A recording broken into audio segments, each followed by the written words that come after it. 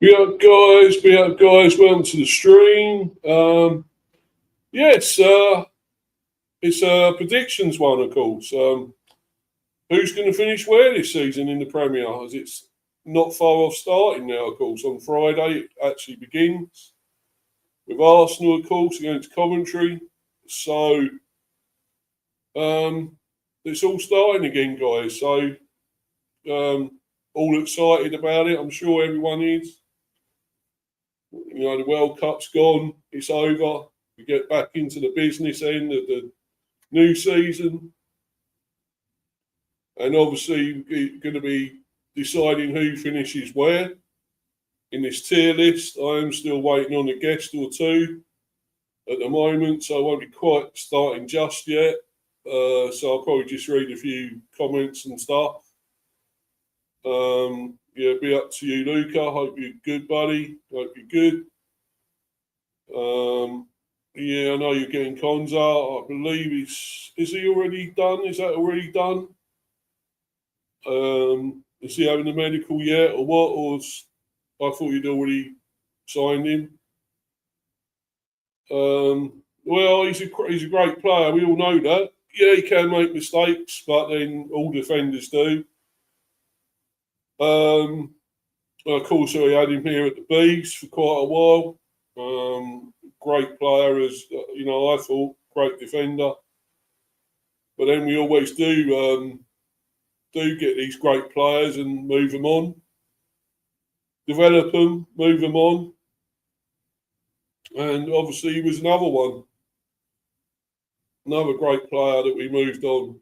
So, but yeah, very, very good signing for you lot. You should pretty much, help you win it again this season. But then again, it's, I think you will win it because, a lot of these are in transition with new managers. These teams, they sort of like finding their way and starting to and trying to get into new clubs and stuff. New way of football, new players. So I think as Arsenal are pretty stable, they've got obviously the same manager for so long and a very good team. Adding to it and it's doing all this business again and me disappearing into the background. So I might have to turn this background off again, I'm afraid. It's just fucking annoying. Never thought Konza would happen, but so happy. Yeah. Well, there you go. You got another good defender, mate. Very good defender. So, yeah, I'll have to try. I might just have to turn this off in the background because it's just shit, really. Let's see. Is that it's going to be the same, and that.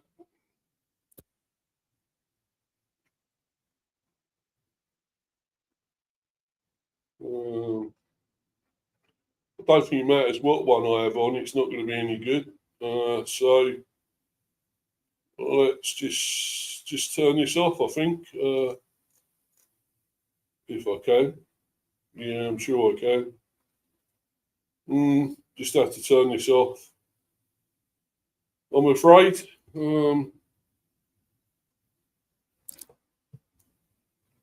Let's see. Hold on a minute. Right.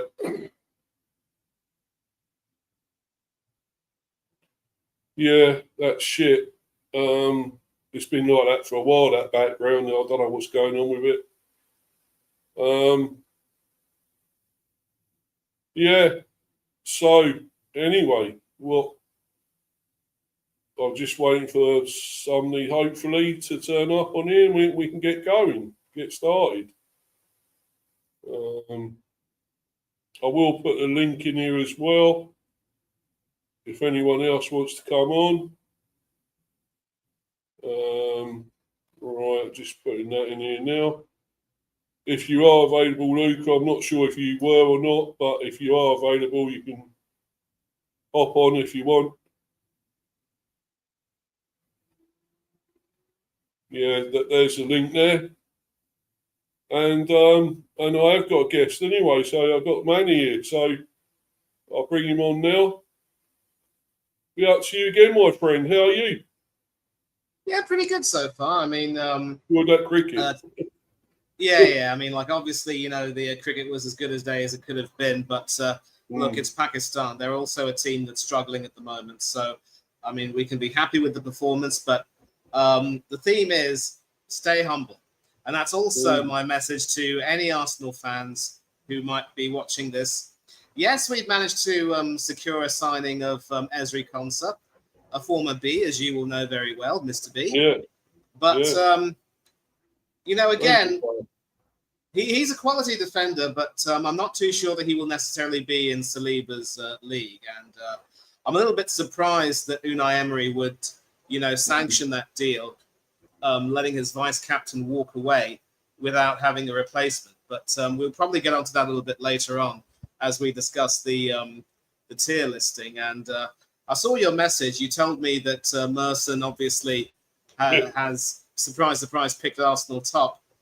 Yeah. I think he's been very disrespectful to a few teams, but we're going to see what happens. It'll be up to you, Rich, as well. Be up Mr. B and Manny. Hope you're good, my friend.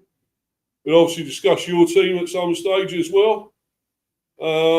But yeah, let's start. We will, I think, have to start with the bottom. The relegation teams, Manny. So, who are the candidates for you to be in the bottom three? It's a loaded question, Steve, because, we do obviously have 3 new teams coming in. And it's sort of been the norm of late that those teams that, come in, that end up getting promoted, find the going a little bit too difficult and end up going back down. And of course, we saw that in 24-25 with all promoted teams going straight back down. I think last season, Sunderland were probably the only team to, break the mold. I don't think they've, had too much done in the transfer market, to be honest, but we were discussing that, of course, on your transfer streams where I think Luca was backstage and you were talking. I actually think that this season there could be one team that might end up, staying up while one goes down. I'm surprised to say this, but Ipswich have done some really, really good business this transfer window. And of course, I'm sorry to have to mention this, but, they did poach a player that you were interested in. Yeah. But it will be interesting to see what sort of a tune Gary O'Neill gets out of this team. And of course, he will definitely have his sights on trying to do well with Ipswich, and he will come up against his former team, Bournemouth as well, who are also in. I don't know why Mercer's had Bournemouth struggle, but one team that I think will definitely struggle this season will be Sunderland. And I'll tell you why. I think there was obviously that whole saga involving Granit Xhaka and his willingness to walk away from Sunderland and move to Chelsea. Yeah. Eventually, of course, he was obliged to effectively stay, and now, of course, for what it's worth, he might still be captain unless Régis Le Bris has decided to take the armband off him. And Le Bris has also tried to phase out a lot of the Sunderland team that got them promoted the season before. But I just don't see the team really having that anywhere near enough quality to try and stay up. I know they've brought the Belgian international defender Thomas Meunier in, but there's this Dutch defender, Lucio Geertruida, who actually was a late replacement for Jurrien Timber in the Dutch World Cup squad. I think he's gone back to RB Leipzig from where he joined Sunderland on loan. Now, Sunderland, I see them struggling in Europe because I don't think their squad really has the capability of, in totality, of, of managing those games. And Le Bris seems to be a type of stubborn and emotional manager. So I actually think Sunderland will be one of those teams from last season that go down. And if I had to pick the other two teams to join them, I'd probably go for Hull City and Coventry City. The thing is, I don't think Sunderland will go down. They may struggle a bit. They may be sort of bottom half, maybe, or whatever. But I can't see them going down. For me, I don't think they're in it. I would put them. Where are they now? I'd put them here, around in that bottom half there. So just avoiding relegation. Yeah, I think they would avoid it. I mean, I can't see them being that bad to, just suddenly go down because, I think they will be found out a bit this second season as well. But I can't see them going down, Mr. T. I just can't. And they're going to be down there struggling slightly, but there won't be relegation. And a lot of people are actually saying that Coventry won't be relegated. They think they're going to be fine as well. Is it the Lampard factor though, or is it just that how good they were getting up, coming up to the Premier? Their fighting sort of spirit. Could that keep them up? You could say that, and also there were some tough decisions that were, made by Lebris in many ways to try to get the team more or less ready for the Premiership. I mean, one big decision, of course, was dropping their first-choice goalkeeper, Anthony Patterson, who has since moved to Millwall, I think, and very nearly got Millwall promoted, but they lost in the, I think it was the promotion semi-finals, I want to say, I think. It might have been, yes. He also took the captaincy away from Dan Neil and has also ended his contract. So he's obviously, trying to be exceptionally ruthless, but I just don't know if he's brought anywhere near enough quality. And the thing about teams like Sunderland is, to answer your question, teams like them who have this sort of idea that, they sort of have this whole mentality of the whole being greater than the sum of their parts. So I think they were able to overachieve because they were an unknown entity. And, a lot of teams did, in many ways, take them for granted. We certainly did when we went to the Stadium of Light, a late equaliser from Mr. Brobby.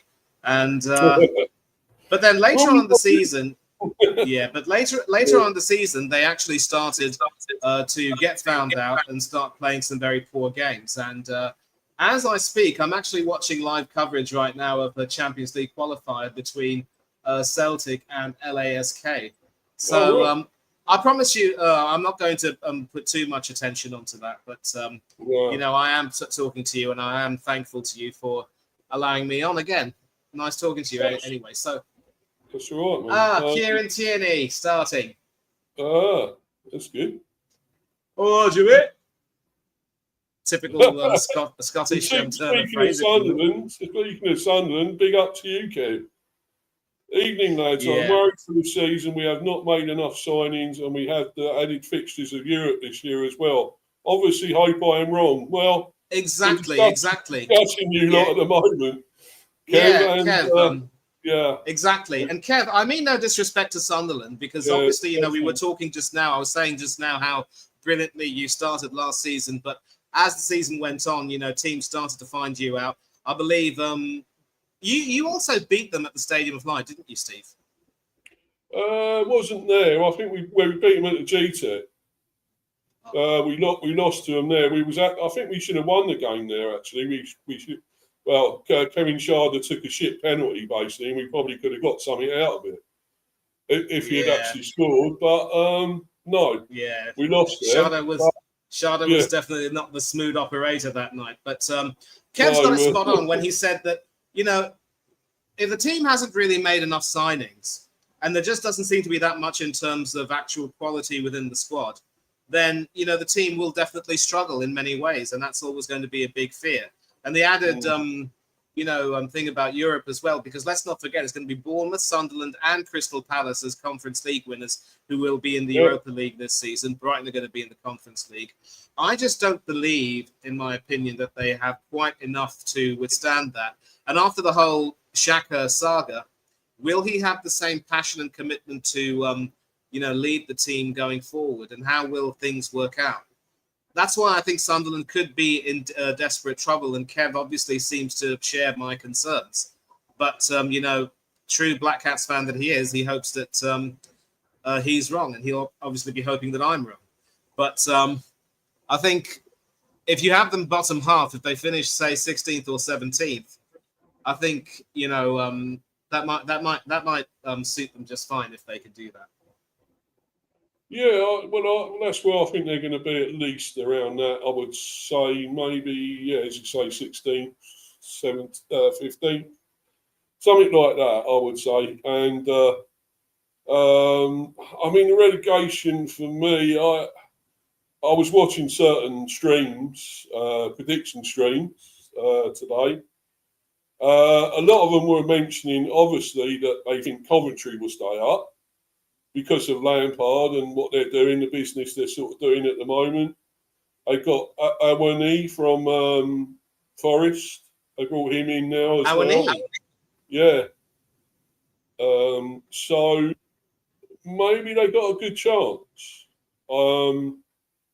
It's about time Lampard was a bit of a success in the Premier as a manager, I think. I think he could do it, you know, Manny. I think they could stay up this season.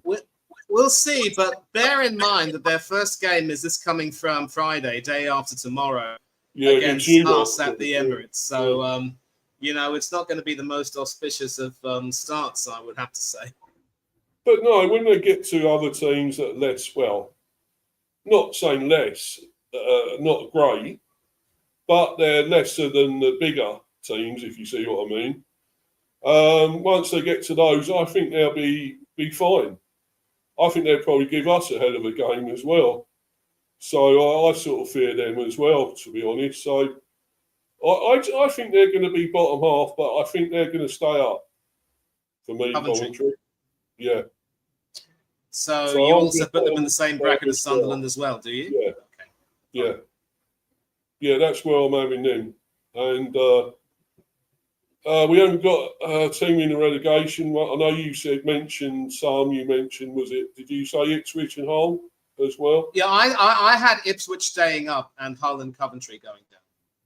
Oh, right.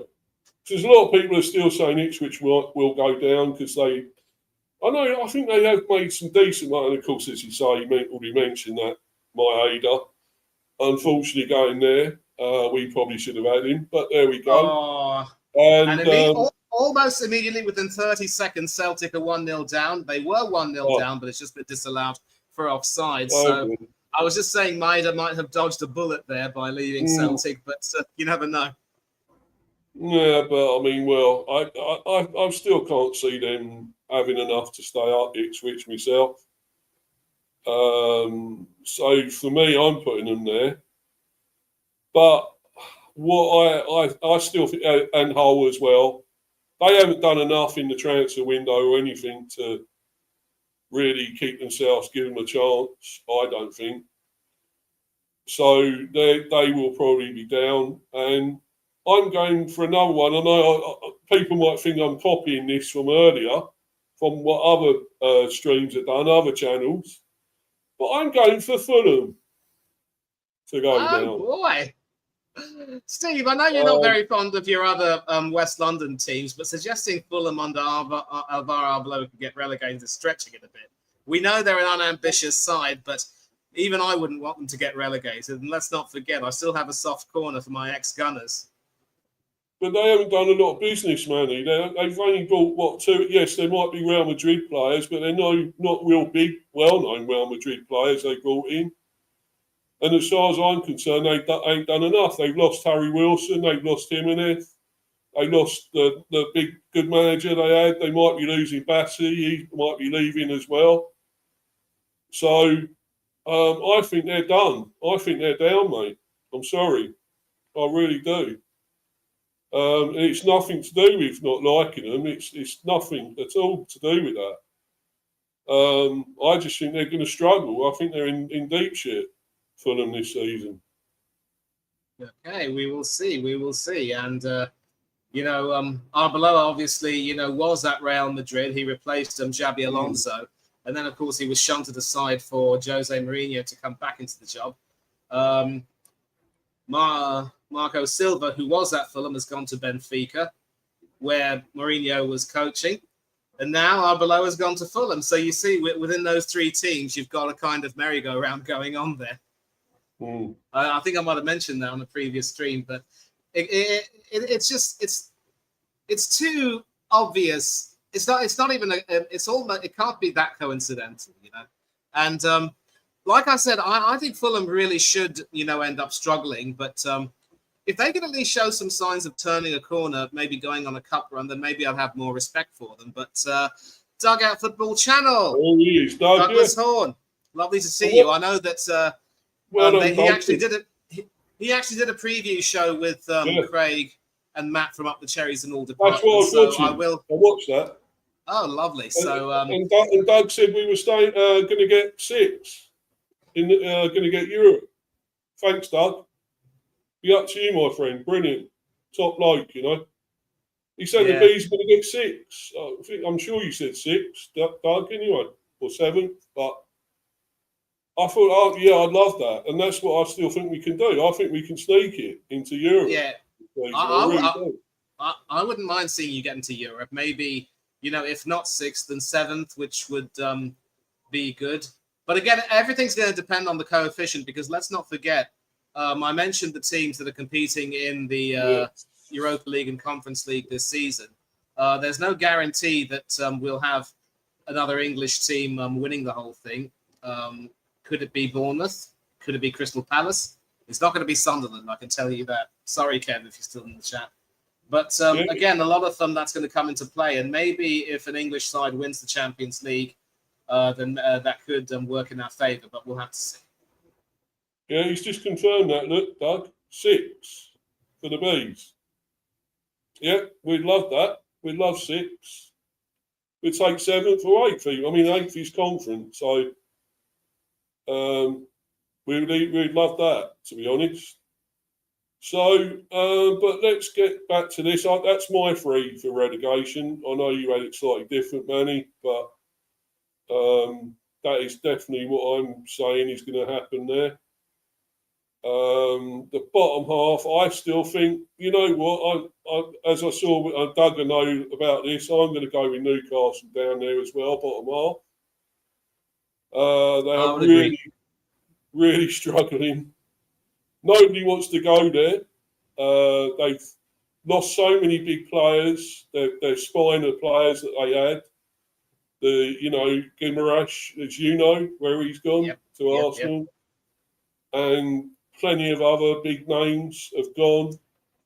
Tonali's gone to the other side of North London.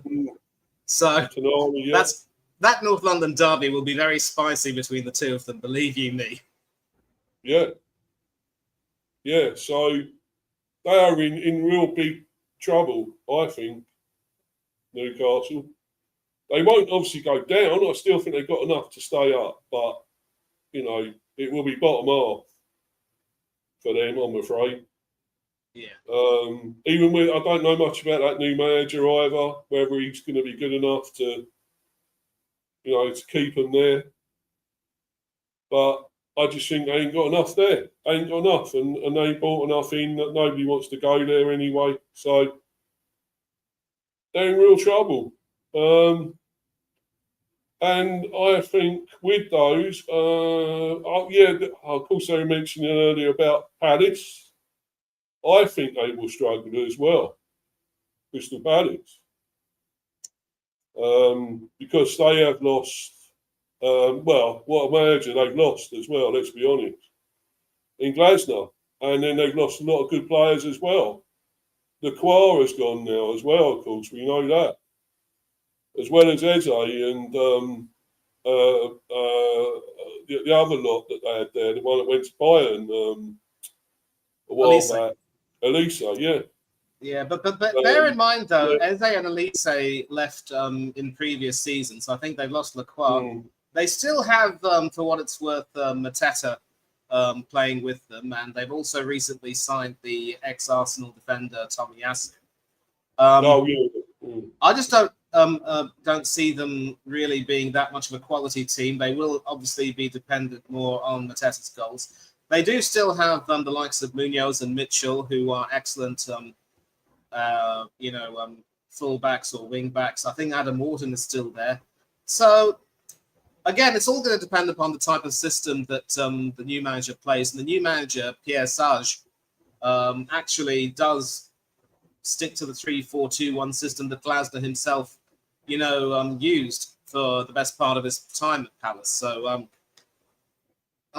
they could potentially struggle, but I could have them finishing somewhere in 13th. Maybe.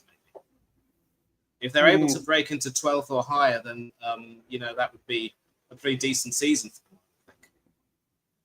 So I'll tell you what, then, Manny. Let's put them 13th there, yeah. Because I still think they're going to be down there in the bottom half. They are going to have a real struggle.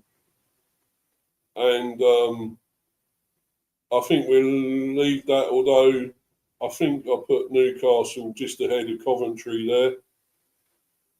With Sunderland. Fancy that. Both those teams right down there, eh? Yeah. The Geordies and the Mackhams right down there. But if only Middlesbrough had been in, we'd have the Tyne Tees Weir triumvirate, as it were. Yeah, well, they're due to go up, aren't they, Middlesbrough? They've been there all the time, haven't they? They've been nearly so close to getting it. So it's about time, probably. Very nearly an opportunistic goal there for Celtic. A brilliant pass, excellent run. Caught it quite early on his left foot and flummoxed the keeper, but just sent it wide. So Celtic very nearly going 1-0 up. Oh, that wasn't too far away. Sorry, go ahead, mate. Well, a lot of people have also got talking about Forest down there again. Can you see that happening again, Manny? Will they be in trouble again, Forest? It's interesting because obviously Glasner, after his exploits with Crystal Palace, has now joined Forest as manager. And I will say this: why any manager would choose to work with that so-called owner is, beyond me. I mean, you could say I'm not going to, shame him based on his appearance, but on his attitude, the man strikes me as someone who's far too arrogant and avaricious for his own good. And if he's not careful, he could put Forest in a great deal of trouble. They struggled last season in the league very badly. They did do well to reach the semi-finals of the Europa League, only to be blown away by a far superior Aston Villa side, who went on, of course, to win the whole thing. And I think that you mentioned they've lost Awani, but they have. I think they've tried to make one or two signings, but Glasner does seem to be willing to stick with the same core that didn't do too well in the league. I think the fact that they reached the Europa semi-finals does show that there is something to them in a way. They can function together as a team, and some people actually have them finishing a little bit higher.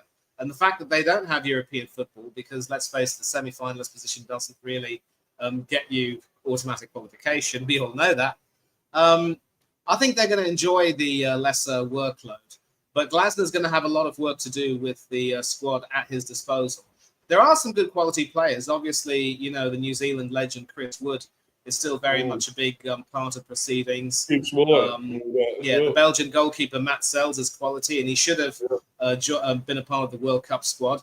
And and of course Matt Sells, if he had been substitute keeper instead of Senne Lommens, he probably wouldn't have made that error, which sent Belgium tumbling out. Sorry, Rich, if you're still in the chat, but I had to bring that up. Well, it's true. That's what happened. Yeah, but listen, Lommens has been really good for United since joining them. As long as he overcomes the second season blues, I think he's going to go on to become a really good keeper. But Sells should have been a part of that Belgian squad. Instead, they took Courtois, Lommens, and the Strasbourg goalkeeper, Mike Penders, who actually backstopped that French club to the Conference League semi-finals when a certain Gary O'Neill was managing them. So I think Forest may have enough about them to finish in a solid mid-table position, but no better than that. I don't see them getting in Europe. And people are sort of, overestimating the impact that Glasner will have. I think when he succeeded Roy Hodgson, he did a brilliant job making sure they stayed away from trouble. And of course, we all remember how brilliantly he did the following season, winning the FA Cup. But he had a dreadful start last season, with losing so many games, not getting near enough points. And there was talk of how he should have been, given the chop. But the Eagles stuck with him. They showed faith in him, and he repaid that faith many times over.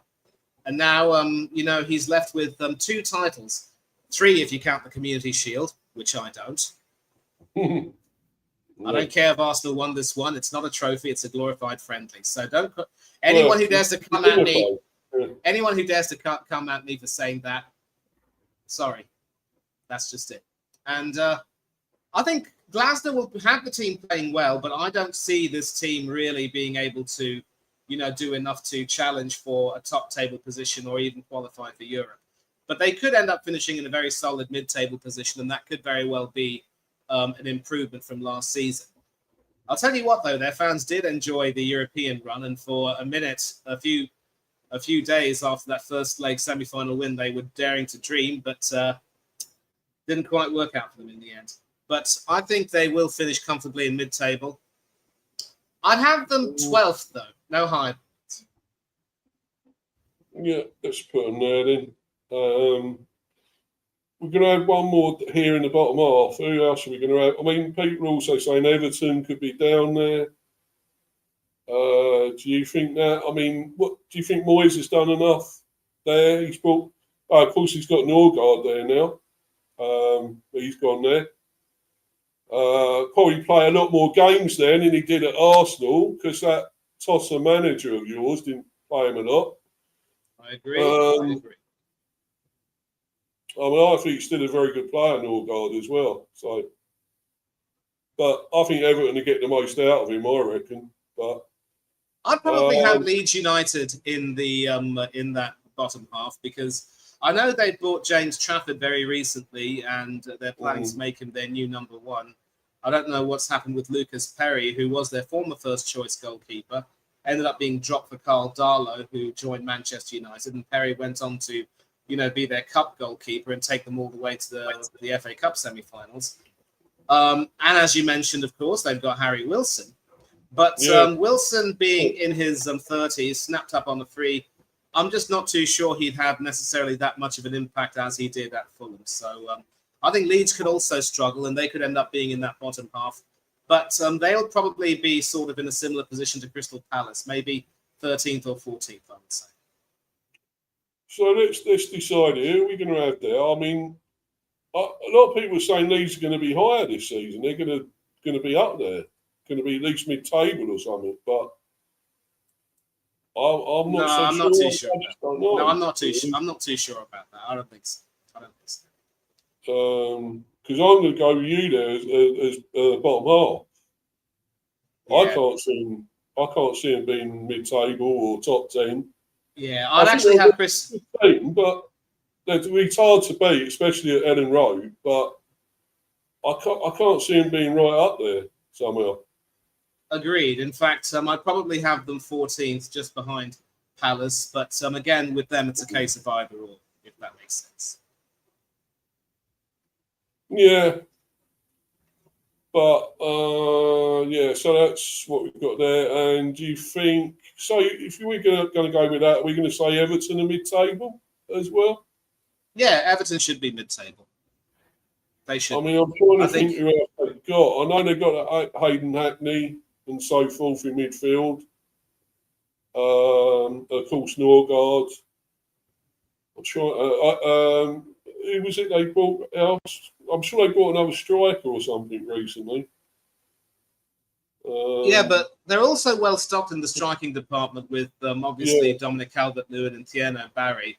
Barry, of course, was the one who Calvert-Lewin's at Leeds. He's at Leeds. No, he joined at. Oh yeah, that's right. Yeah. Yeah, he joined from Everton, didn't he? At Leeds, yeah. Yeah, that's right. But mental flatulence, me. That's all right, mate. We all make those mistakes. Don't worry about it. But yeah, I just I didn't think they would be mid-table Everton for me. I don't know. I'm not sure they've done enough to do that. They punched above it all the time. They've been seem to be down there and in trouble, and they get away from it, don't they? And they suddenly get further up the table. And exactly. And one good you thing know. they did was obviously go immediately for defensive cover after Seamus Coleman left the club, and Coleman is of course a big. Whoever replaces him will have big shoes to fill. But Coleman obviously coming near to the end of his career, he needed a new challenge, and it was time for him to go. I think it's just the way Moyes manages, and he seems to enjoy managing at Everton more than any other team. And I know he did win a European trophy with West Ham, but then those ingrates sacked him because they wanted a more expansive style. Look where they are now. Exactly. I don't know with them. Possibly mid-table. We'll put them there for the time being. And I'm sorry, I know this is going to upset probably you, Manny, and the Cherries lads, but I'm putting them mid-table as well. That's okay because here's the thing. Here's the thing as well with Bournemouth. Obviously they had a difficult job. They've got a difficult job now trying to work under a new manager following the excellent job that Andoni Iraola did. And Iraola, of course, Iraola is, of course, now with Dougie's team, and he's got a big challenge on his hands, I have to say.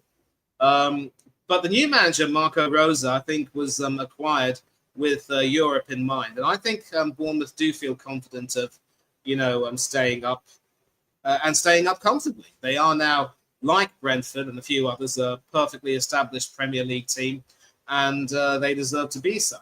Of course, history tells us that, teams can only be established Premier League sides for so long until one poor season can change everything in the blink of an eye.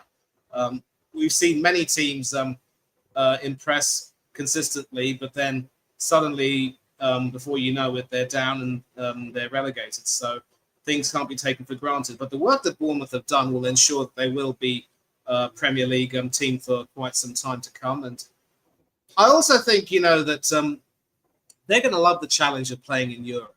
And they have made quite a few acquisitions. And that young winger of theirs, Crayan, he's an absolute talent. And he will light up the European stage. Of course, they're playing in the Europa, so if Spurs and Aston Villa's campaigns from the previous two seasons are anything to go by, the standard of the teams in the Europa will range from being quite decent to being not very good at all. And of course, with the format, they will have their share of poor quality teams. They should pick up enough points to, through to the next stage. And from there, we'll see what happens.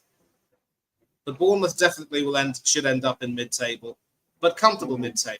I might have them finishing maybe I think around 12th or 11th, myself. 12th or 11th is where I'm going to put them.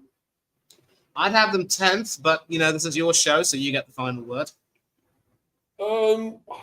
It's just because as you know, I've got nothing against Bournemouth. I like Bournemouth. I know we had problems before, issues before when they said we were going to be relegated and all that shit. But I forgot that. That's in the past for me. That's history. It was they had their opinion. They thought that at the time, and they were totally wrong, and they got it totally wrong. Yeah, but listen, give them some credit. I mean, like you've always got to give credit to people who are willing to admit that they were wrong and hold their hands up, and that's what they did. And for me, they were entitled to that opinion and they got it wrong. And I could get it wrong with this. I mean, it's possible. But for me, I just feel they're going to be at least 12th, maybe 12th, 11th for me. I can't see them getting in that top 10. It's just the Europe thing as well. And I know they kept a lot of their squad still. They got Alex Scott and is it Cliver and all that lot, and Tavernier and Rayan, and Krupi and so forth. They've got a lot of good. They kept a lot of them good players, but they've still lost a few as well, and they're also going to be playing in Europe. How can you juggle that if you haven't got a really, really, really massive squad? No, but but again, the thing about Bournemouth as well is that whenever they lose players, they do act proactive. They do. They're very proactive in trying to get some replacements. I mean, obviously, Dougie will know when Milos Kerkez left Bournemouth to go to Liverpool. Bournemouth didn't know where they would get a new left back from, but then they brought in Adrian Truffet, and he didn't do too badly. In fact, when Kerkez went back to Bournemouth, he wasn't, treated very well. I mean, he was pretty much given the runaround by the right winger that day, and Adrian Truffet pretty much grew into that position. So they've got a good scouting network. I'm not worried about Bournemouth at all. As do Brighton and one or two other teams. So, listen, I think they're going to enjoy the challenge of playing in Europe, and they will do enough to stay up comfortably. But whether they'll make the top half, I hope they'll finish maybe 10th or even 9th, but it's going to be difficult. I might possibly have them 10th. And since you mentioned Brighton there as well, Manny, I'm going to put them there as well, mid-table. Yeah. Because I just think they're going to somehow, they're the same thing, really, as well as us and Bournemouth. They get the players in again, somehow they replace them. They lose the big players, like they lost Van Hecker this season, and they've lost, looks like Believers going probably to Man United. And quite a few others have gone, as we know. Welbeck, of course. But they seem to, replace them well and still do incredibly. So I'm going to have them probably around 10th. I'm going to have them as 10th, I think. Okay, fair enough. This season, because they got Europe as well, of course, so it's hard for them with Europe as well. Conference League, though. Yeah. But, it's still tough, isn't it? You've got more games to play. So agreed. And as you mentioned in your previous stream, sorry to sort of cut in, Brighton actually, had a huge clear out of many of their, more experienced and venerated players. I mean, they let go of the likes of Solly March and Pascal Gross, I think. Danny Welbeck's also gone, and more than a few others. So this is going to be a very new team as well, and it will be interesting to see how they gel under Fabian Herzler. So I definitely don't see them challenging for Europe in the league, but I'll tell you what, this is the type of team that could very well enjoy a good cup run, and I think they will enjoy competing in the Conference League. And if that ragtag West Ham team under David Moyes, could win it, why can't Brighton? True. It's possible. Conference is probably considered slightly easier than the Europa, and probably, obviously Champions League as well. So they got more of a chance of doing something there. But yeah. And Celtic have just taken the lead. Negrin, who's put them ahead on the stroke of 26 minutes. Lovely left-footed strike there. Oh, nice one. Looks like hopefully they can get through then. Hopefully. Yeah.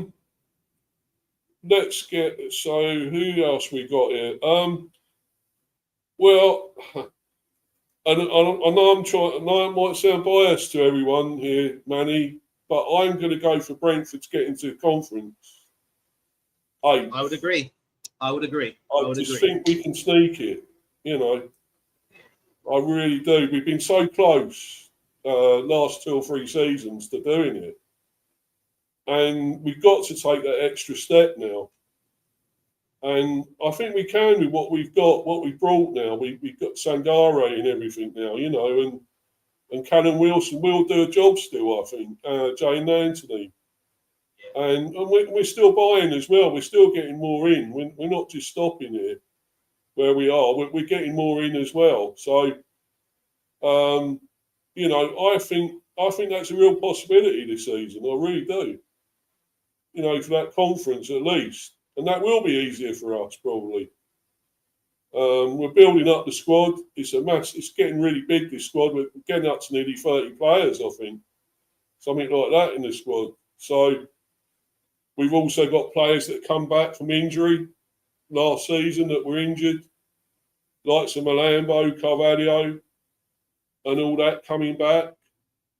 So it's really, this squad is a big squad, and we've got a lot of players here, a lot of midfielders for a start. Yep. Loads of midfielders. So, and probably actually a lot of centre backs we seem to have as well.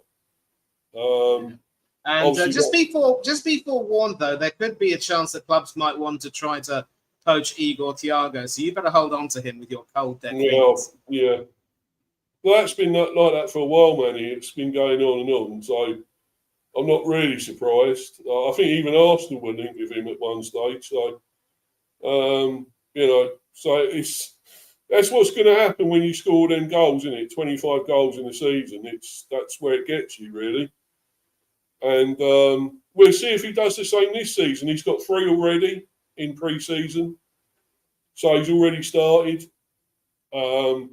Hope he carries that on against Tottenham, to be honest. I really do. And I'd love to beat that lot because we've only beaten once in the Premier since we've been here. So let's get off to a good start. I know what they've got, these players in Spurs, but I wouldn't be getting gassed about that. It's still Spurs at the end of the day. I'm sorry, it is still Spurs.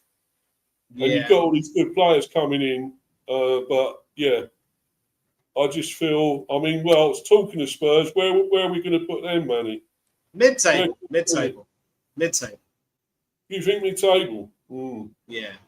I don't see them, doing enough to make Europe because there are going to be other teams ahead of them who are quite strong. And listen, you can't underestimate the impact of finishing 17th twice in a row. The one mitigating thing about 24-25 was that, they did have that excellent Europa League win, which, gave them a cash, wonderful cash prize and qualification for the Champions League. But then they sacked the manager that made it happen. And, we all know what happened next. They literally ended up being candidates for relegation by as early as, say, October or November. And it was just awful the way things went. I don't like dissing Thomas Frank. I mean, he has his qualities, but there are just some managers, Steve, for whom, certain big teams prove to be steps too far for them. Graham Potter is one of them, and Thomas Frank is now another one. I maintain they never should have sacked Ange, and had they gotten relegated, it would have been perfect karma for them, and it would have been well deserved. In the end, they ended up just surviving, thanks in no small part to Aston Villa throwing that game at Villa Park so that they could be refreshed for that Europa League semi-final second leg. And, now, of course, because they're safe, they've got all this money to spend and they're throwing money around and they think, they're all that, giving it the big large, still a top 6 team. My foot! They'll be mid-table for sure. I don't see them, I called it very early last season when I said that they wouldn't return to the Champions League or Europe. I'm calling it now when I'm saying they won't qualify for Europe this time around. If they can finish in mid-table, it'll be good enough for them. I don't care about the quality of players they've brought in. They've signed Andrew Robertson as well, and I think Dougie will agree with me that as great a servant as he was to Liverpool and Scotland, his legs have gone. Yeah, I fancy us against him on Saturday down that side. I really do. If he's playing, that's because they got rid of Spence, didn't they? Why the hell did they get rid of him? We had an incredible World Cup. They just got rid of him, and he had one or two good performances, but I wouldn't say he had a really good World Cup. He did do a job under Tuchel though, but Tuchel actually had a pretty poor squad selection, and you and I can both agree on that. And the irony is, Spence also was ignored by Antonio Conte. It was Postecoglou who pretty much gave him more of his opportunities and helped him, become a really good defender. And then it's like certain managers have a decent talent ID. They just need to be backed. Yeah, well, I just think they, getting rid of their best player. I mean, I actually hope, I know it's hard, terrible to say, but I hope Van der Ven will be out on Saturday. because he's one of their best defenders for me. And now that I know they've got Van Hecker now as well, very good defender, underrated. I thought he's really good. Yeah. But Van der Ven is like the rock there, I think. I mean, they got rid of Romero, which is good for them. Hooray. Although you almost signed him for some reason. Arsenal. Glad we didn't. Legend for Argentina, but at club level, the man's a walking red card. Yeah. I've got another guest coming on now. Central Man. Haven't seen you for a while, buddy. Yep. What have you been up to? Are you good? Well? Yeah, I'm good. Yeah, I'm doing well. Yeah, it's good. What have you been up to? Central, good to see you, son. Yeah. You've been doing your channel a lot on anywhere? Anything? Yeah. Not too much, but I'm just like, doing my own thing. But yeah. Oh, good. So what do you make of our tier list? We've been discussing this quite a bit, and where we got these teams at the moment. Would you agree with most of this, or? Yeah. Let's see. Let me see. Let me think. I think you're spot on about the relegation teams. Yeah, like Ipswich. Yeah, like they got rid of that Kieran McKenna. They got Gary O'Neill as the manager, and you got Fulham. They got that Albaloa. Really, Hull is Hull. I don't see them like survival, but the bottom half. I don't see Newcastle. To me personally, Newcastle. I don't know about Newcastle like in the bottom half, but maybe. I don't know. Tottenham. Yeah, Tottenham. I think. Yeah, Brentford in top. Yeah, Brentford in the Conference League position. I think they just missed out last season getting into Europe. But Bournemouth. Yeah, they got that. I don't get that. I don't get this Michael Rosa, man. Like I think he's a bit of a scrub manager. He gets sacked every club he goes. Like Borussia Dortmund, RB Leipzig. I'm not too sure he won a trophy at Leipzig. I might be wrong, but he did. But Forest, I think Forest. I can see Forest getting into. I can see Forest getting to Europe. They got like an upgrade from Pereira. They got Glasner. Spurs. Well, yeah. Spurs is Spurs. I think. I don't know, man. It's like sometimes the Premier League is very funny. Sometimes it's really spin like this team will do better and this and that. Like it's just onto unpredictability. Yeah, but that's where we've obviously got, as you say. I'm not so sure about Forest will get Europe. I mean, I know they've got Glasgow now, but I don't think there is still good enough for that. I know they sold Anderson, but I don't know. It's like with Glasner. Glasner's a good coach, Like he did what he could do at what he did to Palace. He might do something at Forest. Who knows? It's like never say never, man. Yeah, I know. Well, he's got some very good players. Would you say maybe better than some at Palace? I don't know now.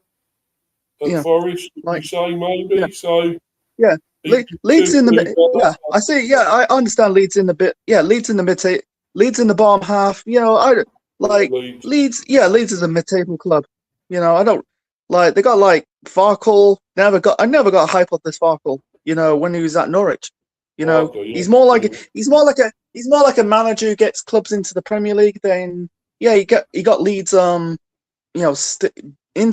keep him in the Premier League. But I don't see him getting relegated. But I don't know, man. I feel like Leeds are just kind of like a mid-table club. Palace. Yeah, I think Palace.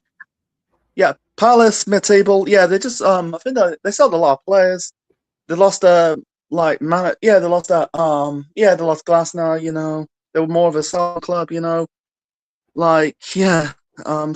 know about Sunderland.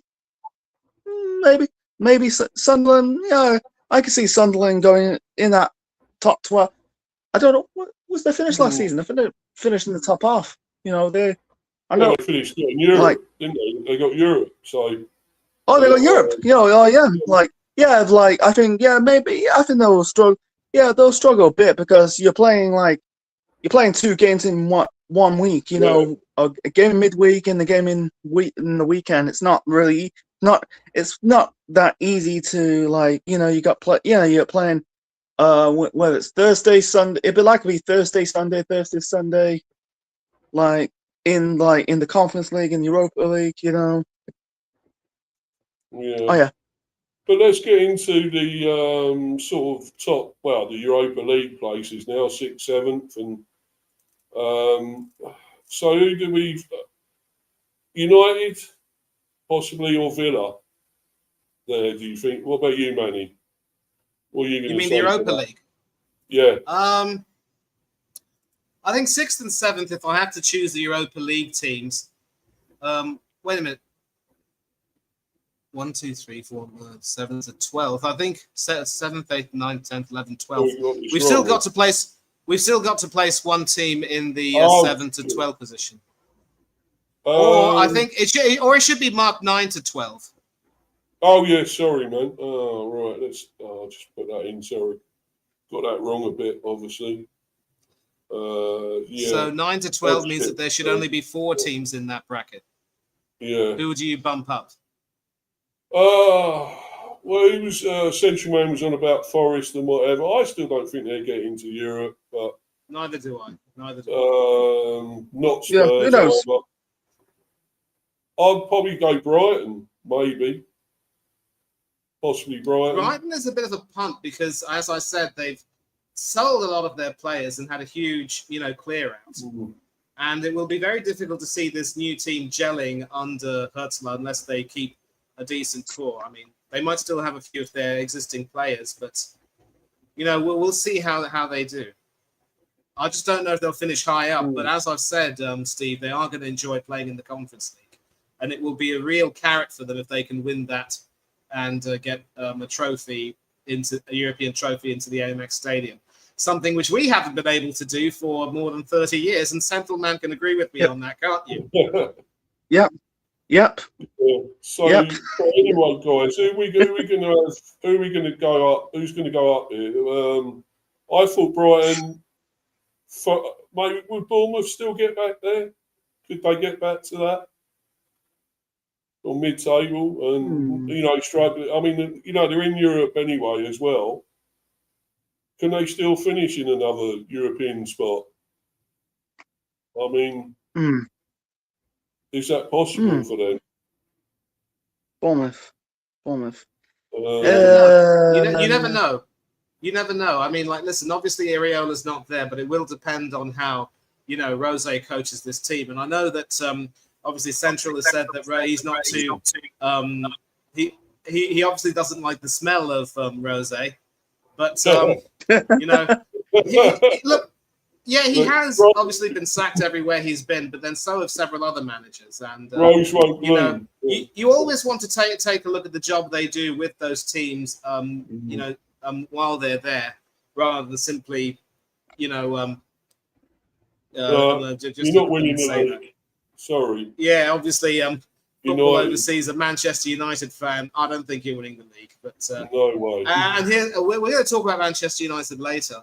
Don't laugh at I suppose if I have to pick a team from the mid-table region that could, possibly qualify for Europe, as much as it pains me to say this, I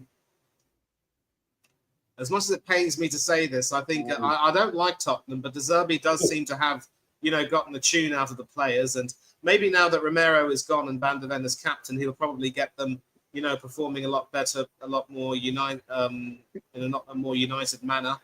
And I actually think maybe if I had to choose a team to, just for giggles, Steve, put them in the Conference League and you can go above them into the Europa.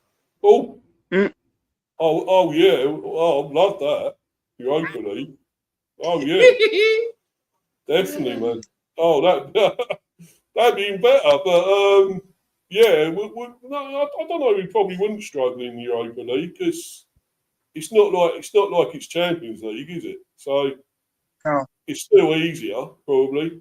It is still easier, but listen, you are going to get some really each team, Steve, in this enlarged league format will play 8 games. Yeah, so you're going to have your selection of good teams, decent teams, and then some teams which really are just there to make up the numbers, and that's pretty much the way it goes.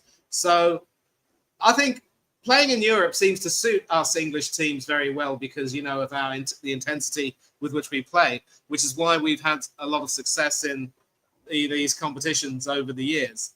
Of course, we haven't had an English Champions League winner, but we have had English teams winning the Conference League and the Europa League, and that helps the coefficient greatly. So, I think that might do well. So now we come to the top 6. So Tottenham aren't there. Villa, United. Who do we I'm think? gonna put Villa in 6th, and I'll tell you why. Villa, obviously now, of course, they've had a recent bit of activity with Ezri Konsa joining us, and he, of course, has been signed for 50 million quid to fill the hole left by William Saliba's injury absence. And of course, Central and I can agree that if Saliba isn't in any condition to play, Mikel Arteta gets the lion's share of the blame. He has to be blamed for that. Although Didier Deschamps didn't do Willie any favours either by picking him in the France squad and playing him in almost every game. Konsa joining will obviously mean that they will have their central defence covered. A lot of people are complaining that might mean that Christian Mosquera may not get too many opportunities, but I don't care. I think, you need solid, experienced and quality. Konsa's been with Villa for 7 years. He was their vice captain, a big part of their Europa League success, also played Champions League football. What's not to like? And if he was good enough to be picked for the World Cup squad, he certainly couldn't be bad. And he actually did a really good job in the centre of defence. It was just that because struggle now without him. Do you think they struggle without Konsa there now? Yeah, and I'm coming to that. I'm coming to that. And the only reason why people say that he wasn't as good as people wanted him to be is because I think he actually really formed a good partnership with Gahey, and it was just there was a lot of uncertainty regarding whether or not John Stones should come into the team, and then all of that. And of course, you had a situation where because of Tuchel's own incompetence, Konsa was played at right back on a few occasions, and he's a decent right back, a solid right back, but he doesn't really lend you the qualities you'd want in a right back, like say the way Jurrien Timber would, or even someone like an Aaron Hickey would for you. So Villa are going to struggle in the short term because I don't know if they have a replacement. They did sign this young Senegalese chap named Moudou Cissé, 21 years old, from LASK, who are playing tonight. And he actually was a part of the LASK team that won the League and Cup double last season in Austria. So he's talented, but he's a little bit raw. And it could very well mean that they... Oh, he's gone. Yeah. Frozen. Yeah. I'm back here now. It could very well mean that they end up starting with the ex-United defender Victor Lindelof and the ex-Villarreal defender Pau Torres as the starting centre-back pairing for the foreseeable future. Unless they pull off a brilliant miracle before the window and get a quality defender, central defender in, I think they'll struggle. And it's half-time now at Parkhead. Celtic are up 2-0. Brilliant stuff from them. 2 great left-footed strikes. Well done. Well done. Having said that, Villa's business this season has been absolutely phenomenal in terms of the money they've got in for Morgan Rogers, who we wanted, but who we arrogantly refused to pay the money for. And people thought that we were willing to break the wage structure to get Vinicius Jr. in. Pah! Morons. But they made some... Yeah, that didn't. But they made some good purchases. I mean, after selling Rogers and Yuri Tillemans, who went to Manchester United, and also Luca Digne, who went to PSG, and now Konsa, who's gone to come to us. That's at least 200 million quid worth of influx of a cash influx coming in via transfers, wages off the books, and so they are now literally in rude financial health. And they've made some very good signings. They brought the Japanese #1 goalkeeper Zion Suzuki, who will be their long-term #1. I don't necessarily see him becoming the first choice. Was he in the World Cup? I don't necessarily. Yes, he was. He was with Japan, the Samurai Blue. I don't see him becoming be number one immediately because, look, he hasn't had a pre-season with them. And if Emi Martinez is fit to play, then he will play. Damaged finger. What about Martinez could leave? They're on about. They're saying that. No, the thing is, Martinez was supposed to leave to Juventus, but those Italian cheapskates refused to pay him what he was worth. And, and I don't have any sympathy for Juventus at all. Bunch of cheapskates. They've now got Vicario on loan. They're willing to pay for him a loan with an obligation to buy. And they're not willing to pay slightly more than that to get a World Cup winner in. 2-time Yashin Trophy winner for being the best goalkeeper in the world. Who do they think they are? I see Martinez staying for this final season and then, leaving. And maybe he will join a club that will, be in for his services. Bayern Munich as a replacement for Manuel Neuer, who'll be retiring. I'm calling it. Or maybe just go to Inter Miami and, enjoy himself with Lionel Messi for 1 year. But they've also brought in a new left back, Matteo Ruggeri, Italian. I don't think he's been capped yet by the Italian national team, but he certainly will be the type of person who will, challenge Riccardo Calafiori and maybe even take the spot, take that left back spot off him. I hope that happens. I've said they've got Ruggeri and Suzuki and Manzambi as well from Freiburg. Don't forget João Gomez from Wolves. So what's happening right now is that they're starting the process of phasing out the players who were there under Dean Smith, that is former Brentford manager Dean Smith, and they're starting to buy some younger up-and-coming players and trying to, regenerate the team and build a new team with Emery at the helm. And that's why, Unai Emery and Aston Villa are a match made in heaven. I just think that it's going to be a difficult season in transition, and I think some of the players are going to find it difficult adapting to the league. And with Konsa gone, there's going to be a weakness in their defense. But listen, Lindelof is more than capable, and he could even do a job in central midfield. We all know that. I just think that the other teams that finish above them are going to be a little bit stronger. They're going to have a lot more riding on their seasons. And they just have, it's City, Liverpool, Arsenal, United and Chelsea there or thereabouts. They've got the bigger reputations and they will have a lot riding on their seasons. I just think Aston Villa might miss out. But I'll tell you what, a lot of people were predicting that Aston Villa would finish outside the Champions League places last season. They ended up finishing top 4 and winning the Europa League. So do not bet against Unai Emery, let me tell you. I just think they'll be happy with the Europa League placing. If they can win a domestic title, that will be a brilliant season. Yeah. So, Man United here in the Champions League, man, in 5th. I'm going there. Yeah. But let's ask Central what he thinks. Central, what do you think of Aston Villa? Yeah, what do you think, Central? Yeah. About Aston Villa? I think Villa, they're going into a new cycle because, they sell Rodgers. Konsa is on the verge going to Arsenal. I think he's joined Arsenal. He's gone. He's joined Arsenal. Yeah, that's a good signing. Getting Konsa to Arsenal, that's a good signing. I think our defense, you got Gabriel and Saliba, but and then now Saliba's out for months. You need a defender can slot in that position. Mascara, I like him. I think he's a bit rash, but with Konsa, I think this is a good step up for him. No disrespect for Villa, he's done good at the World Cup with England. I think it got him a big move, to a big Premier League club. No disrespect to Villa, they are big. The big. We're bigger than them, but domestically, I use the word domestically. European wise, they're in it's a whole different ball game. But with Villa, I think they're starting. They're starting selling their players. I think the last few years they've been selling their good players. The last I think two seasons ago, they lost Diaby, he lost John Duran. They end up going to the Saudi league. And then this transfer window, they just sold Morgan Rogers to Chelsea, Konsa to us, And I think the next player probably leaving Villa is probably Ollie Watkins. Don't know who, but they got Una.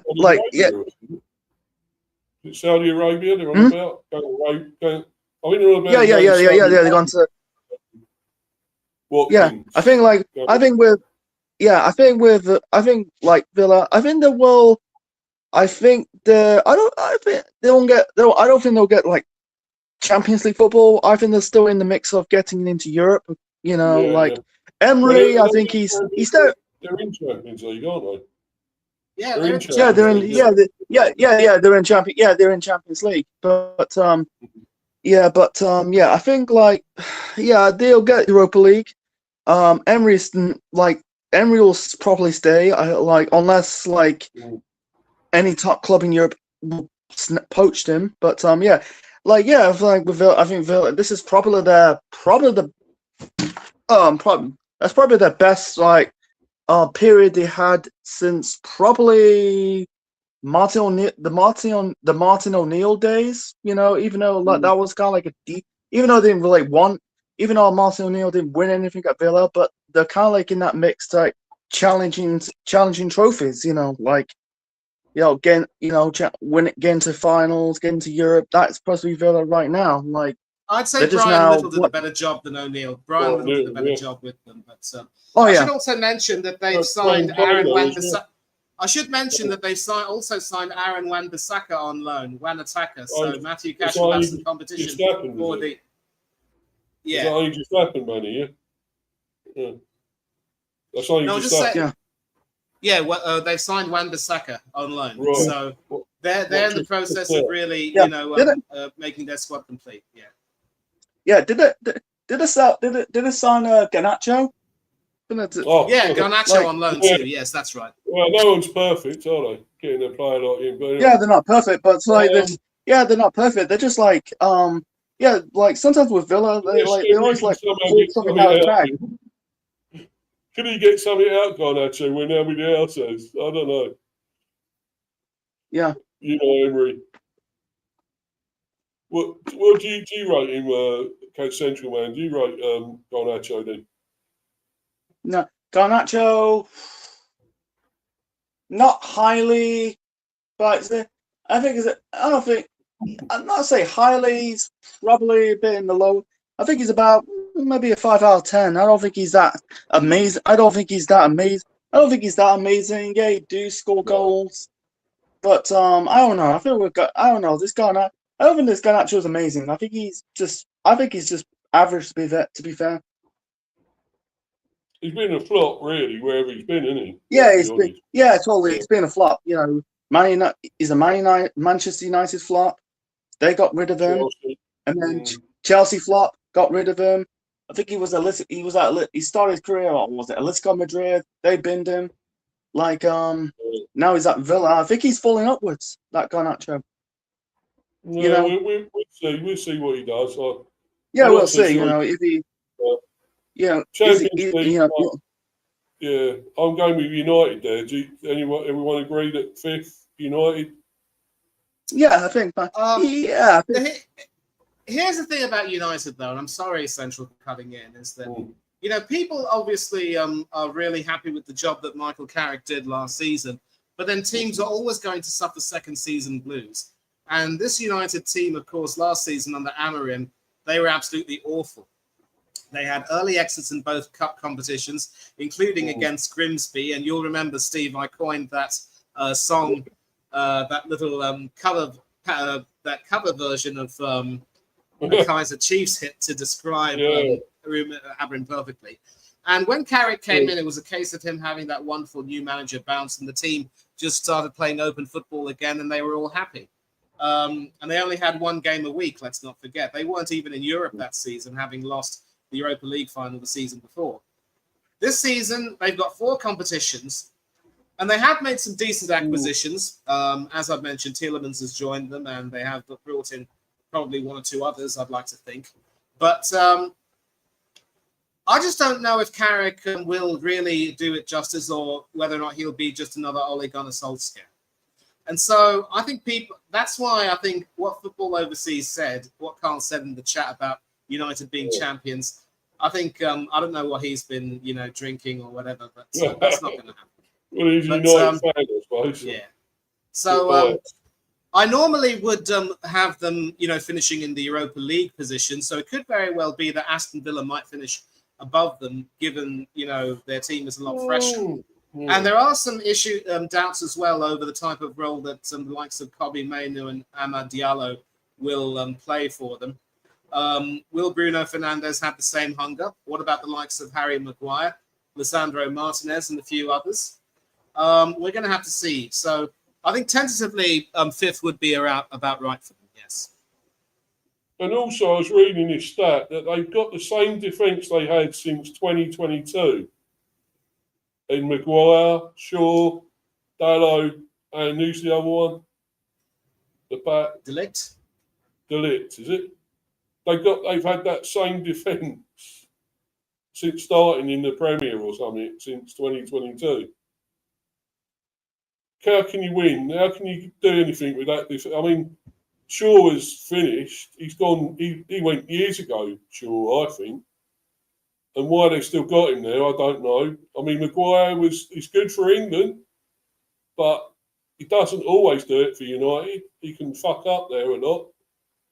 And the other two, I'm not so sure either. But saying that, I still just think they might just nick fifth at least. I think they've still got enough there. And I know they might be getting more players in as well. They've already got Santos, of course, as we know, and they're going to get Belieber by the looks of it. And getting a few others, aren't they, I think? So, they might still do well. I mean, Carrick, he's better than Amorim, isn't he? But then that don't say much, really, does it? And yet Amorim beat him, didn't they? His side beat him the other day. So, coming back there, they beat him, didn't they? So, yeah. So, but anyway, I just think they might just finish fifth. So, and then I'm going to go for City next because I just don't think they're that great under Maresca. I don't think they're going to get second or anything or third this season. I'm putting them fourth, Man City. Yeah. I don't see it with this Maresca as a manager. And they've lost Rodri now and everything as well. They've lost so many other players have gone. Bernardo Silva. Who else went? Kevin, what's his name? Went. De Bruyne. John Stones. Stones. They just lost so many really good players as well. I know they've signed a few good ones as well. Got Anderson now and everything, but I just don't think they're good enough. They just don't look like. I mean, against Arsenal, they looked. I don't know. They looked like they didn't want to know. They didn't want it enough. Oh, yeah. Mm-hmm. And Arsenal were all over them, really. Mm-hmm. And Donnarumma is poor with the ball at his feet at the back. He's terrible. Yeah. Donnarumma is overrated. I mean, people, rave over his youth and his shot stopping, and he had some good moments. He's had some good moments in his career with, the Italian national team, and of course winning the Champions League with PSG. Mm-hmm. But apart from that, he hasn't really done the business. He's slow. He's cumbersome. He doesn't move very well. I mean, I'm biased, but if they had a bad start to the season, I think Maresca would be best advised to drop Donnarumma and bring in Emi Martinez. That would be nice. Yeah. And defensively as well, City look to be in absolute shambles as well. As you've mentioned, John Stones has left. I think Ruben Diaz is still at the club, but he and Abdelkader Kusanov together in that defence are an accident waiting to happen. They got rid of Reinders as well. And obviously, So central man, you obviously saw you must have seen the Community Shield final when we played them and we absolutely spanked them 3-0. Yeah. I don't pay much heed to that because, as I said to Steve at the beginning of the program, it's a glorified friendly, and I don't pay too much heed to preseason games. And we shouldn't pay too much heed to our bad preseason either, by that definition. We're hot and cold. But you probably saw the City performance then, Central. They were all over the shop in the midfield and the back, weren't they? Yeah. I feel like City. I think they're going through. I think City's cycle, the cycle of success. I think it's drawing nearly to an end. That's the nature of football. every club has cycles of success, and then when that's come to an end, But I feel like I think this. I don't think they'll struggle that much, but I think that this is I think their weakness is midfield. They lost Rodri, lost Bernardo, lost Reinders. I'm not keen on Phil Foden, man. Not really. He doesn't do nothing for me, man. Like I don't understand why people want him. I don't understand why people want him in the England squad. He ain't gonna do nothing. A great example. If he was playing against Argentina, is he gonna do anything against Argentina? Probably not. But I feel Semenyo, he looks okay. He looks decent. I like Turkey. He's going to Spurs apparently. Savinho. Savinho. Yeah. City just signed him in January of last year, for Pete's sake.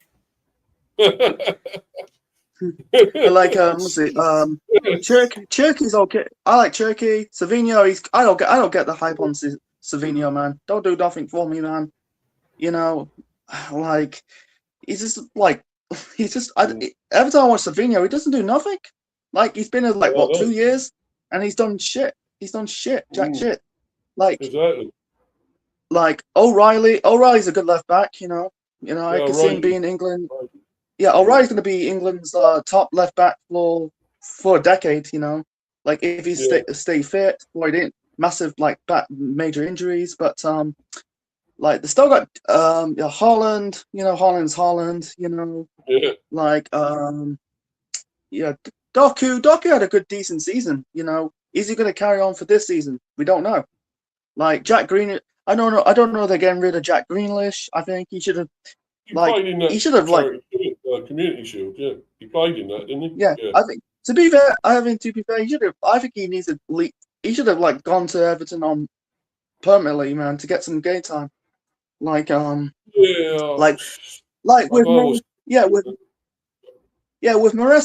don't get me wrong, Maresca, he won two trophies at Chelsea, cool. I don't think he was the right man. I don't think they got him the right man there for that job.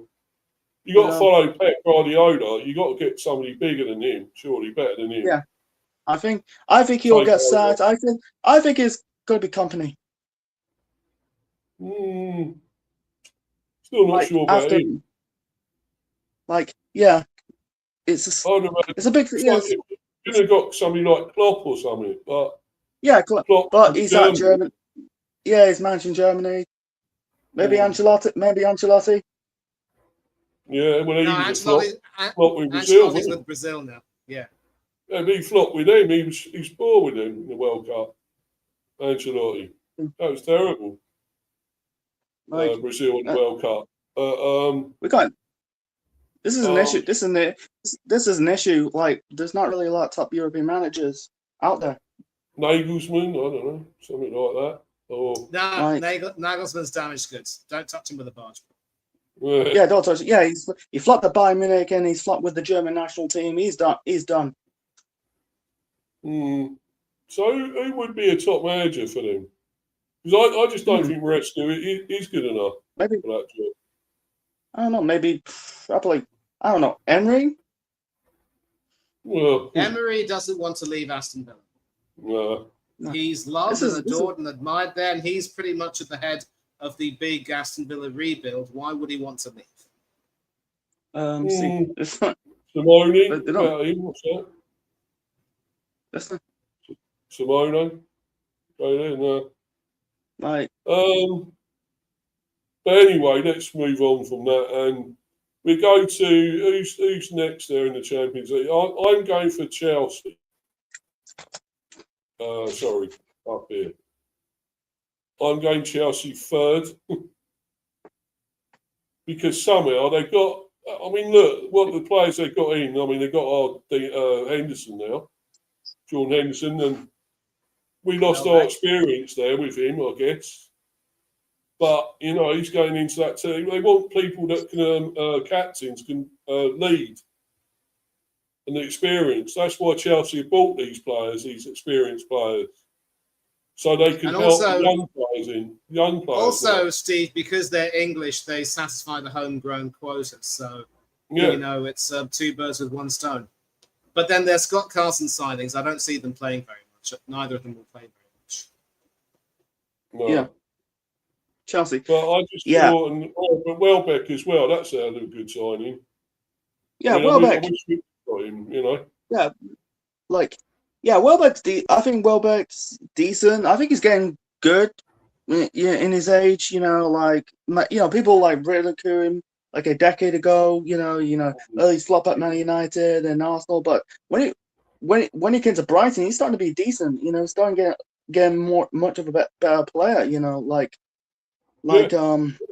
don't get the Jordan Henderson sign for Chelsea, man. That's not that's kind of weird. Well, Like a weird transfer, I think Jordan Henderson should have retired. He should have retired, man. I think he should have retired, man. He obviously wants to try and win something else before he retires. I suppose. Yeah, you got win. Yeah, I don't think he's gonna win something at Chelsea. No disrespect for Chelsea, man, but getting Rogers getting Rogers, that was a big major signing for Chelsea, man. Rogers is a good player. Yeah, with Alonso, I think with Alonso, this is not Alonso, he's got to do well at Chelsea, man. If if he failed at Chelsea, man, he'd be like Nagelsmann. He'd be like, no one will touch him with a barge pole because what he did to Leverkusen, unbeaten in Germany, and then when he went to Real Madrid, he completely flopped, and now he's going to another European giant like Chelsea, and it's going to be like make or break. And I think they're letting Enzo go, any Enzo. I heard Enzo's going to Man City. Yeah. No, he's still at Chelsea. He's still at Chelsea for now, and there's still negotiations taking place. Yeah. The big question is, what sort of a fee will Chelsea accept for Enzo Fernandez? And I tell you what, he's one Argentinian guy who I absolutely despise. Yeah. He done in that World Cup as well. Yeah. Not just the World Cup as well. After Argentina won their second Copa America, he was leading the singing of that ugly racist chant on the bus. It was disgusting. Thankfully, Lionel Messi and Emi Martinez were not on the bus, so that makes me happy. Yeah, he might act the fool at times, but he's got a good head on his shoulders.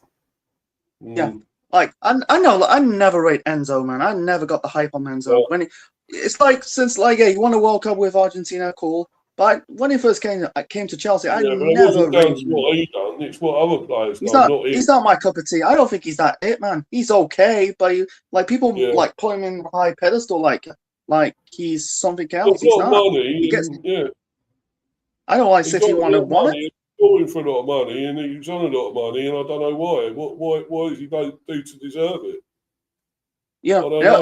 He got booed in the friendly. He got booed, Enzo, in that friendly. For Chelsea. Yeah, he deserves it. He fucking deserves it and all. Yeah. Yeah, he's done. I feel like there's rumors this is like during the summer, there's rumors like he's going to Real Madrid.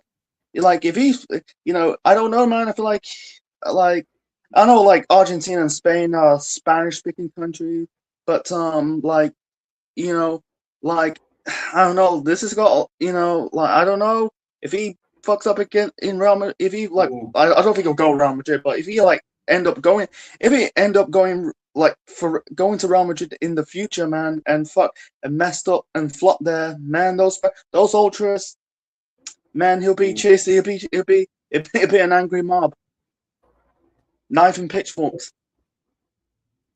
Exactly. But anyway, I'm going for the next one. I'm going Liverpool second. Because I just think Iriola's going to do something there eventually. I mean, it's going to be tough for him to start with, but I like the way he plays. I think he's a fantastic manager. And what he's done with Bournemouth, with less resources, you could say, and no disrespect to Bournemouth, lesser players than he's got at Liverpool now. Liverpool, he's got a hell of a lot of great, amazing players at Liverpool. That incredible lot of great players. Yeah, some don't always do it. And apparently Gakpo may be leaving as well. He's going to Spurs, maybe, apparently. Yeah. Yeah. But I just think he's got some. I mean, Bournemouth's still got very good players. Don't get me wrong. I like Bournemouth, a good team. But now he's at Liverpool. Surely he will take them to back to where they should be. Really. Yeah. I think it's going to be at least second, runners up. Ooh. Liverpool. It's kind of this is the tales of two heads of Liverpool. On one hand, he might do what Slot did in his first season, went on to win the league, but this is like, this is not Bournemouth. He needs to step up. I feel like don't think Liverpool. I think they're linked with Barcola. I don't think. Yeah. I don't think they're going to challenge for the title, man. Maybe not this season. I think they sold Kanate. Like, is he going to get I think some of the players, you might getting the best out of players like McAllister and Sabotslai. I'm like Ikakita. I'm not keen on the up front, man. It's not like this is the first season without Salah. Yeah, I mean, they've got to move on. I mean, Salah had to go, didn't he? So yeah, they have to go. Yeah, they have to go. But I'm not keen on this Isak and Ikakite. Like Ikakite's actually, to be fair, he's okay. He's a bit better than Isak. But with Isak, man, I never read Isak when he was at Newcastle. Never got the hype on him. Just that's I feel like Isak going to Liverpool similar to when Liverpool signed Andy Carroll from Newcastle.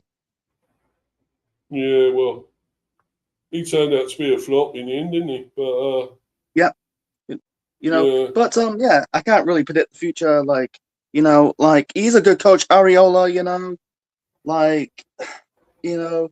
Who knows? I can see him winning a cup. I can see him winning like a cup, like an FA Cup or the League Cup. But them winning, challenging for the title. I think they're like Arsenal, like 2 seasons ago, like finished second, but like they'll be like properly 12. They're probably like 10 or 12 points behind, something like that. Well, he's a better manager than I think probably Maresca's for a start. Yeah, that's true. And Alonso, as good as he is, I still don't think he's going to get Chelsea near it yet. He's going to be third at least, but I just think Iraola's got what it takes there with his style of play to get Liverpool back to where they should be up there. And obviously ain't going to win it because all these teams are in transition with new managers. Of course, they've got no chance because Arsenal established with their manager, with your manager, like Arteta, for all this time, and your squad and your players. You're collective now. You've been together many years, and now you're the ones who surely will get that again. Will defend your title and regain it again, get it back again. So keep hold of it. So I think that's what's going to happen here, and I mean it's going to be an interesting league. It's because new managers, lot of new players coming in. They need time to adjust some of these players and get used to it. Some can hit the ground running, but some might not. So you've got to give them time. But I just feel it's going to be a better league maybe than last season because I thought last season was average at best. The Premier, I thought it was a really poor league. The top teams. I mean, Arsenal. Don't get me wrong, you won it well, but you're still boring as hell. Watching you lot was like paint drying. It was terrible. How you won it.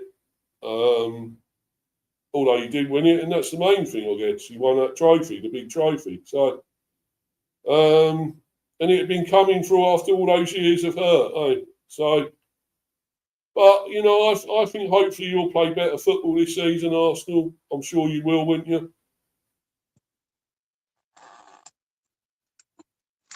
We'll have to see about that. We'll have to see about that because I'll give my verdict on Liverpool.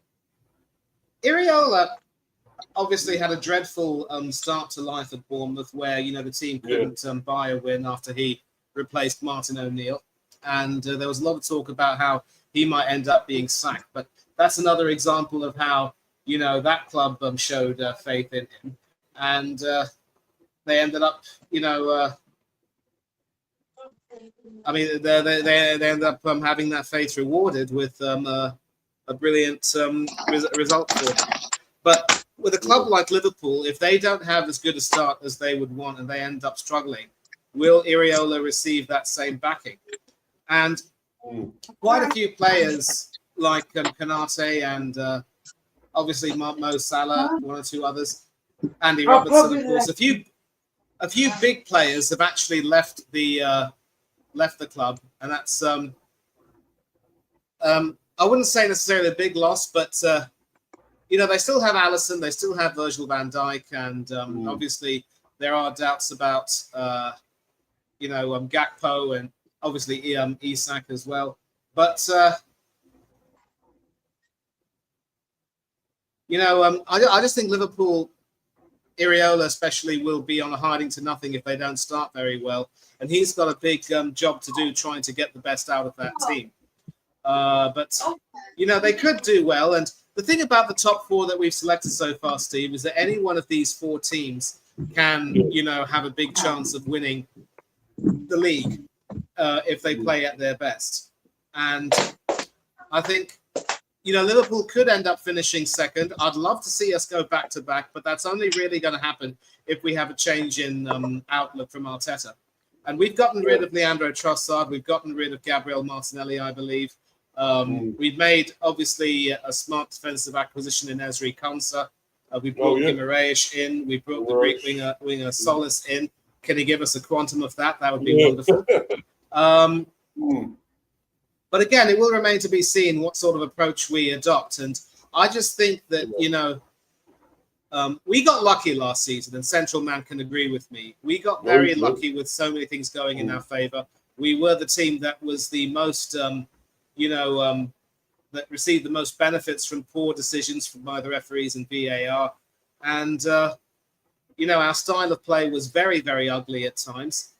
But again, I'd like to see us repeat, but then that's really only going to be an indictment of how the other teams in the top bracket are just not quite ready yet, and they're going through transition. And I think Central has probably just left, I think, but he could agree with me once he comes back that if we fail to win this league this season, and we certainly don't win anything, Arteta now has to go.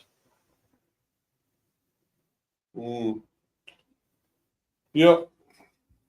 Well, that is the only thing. That's the reason why, because the other teams are sort of in transition, really, and that's why you're going to have it easier, probably even easier than last season. It proved to be. So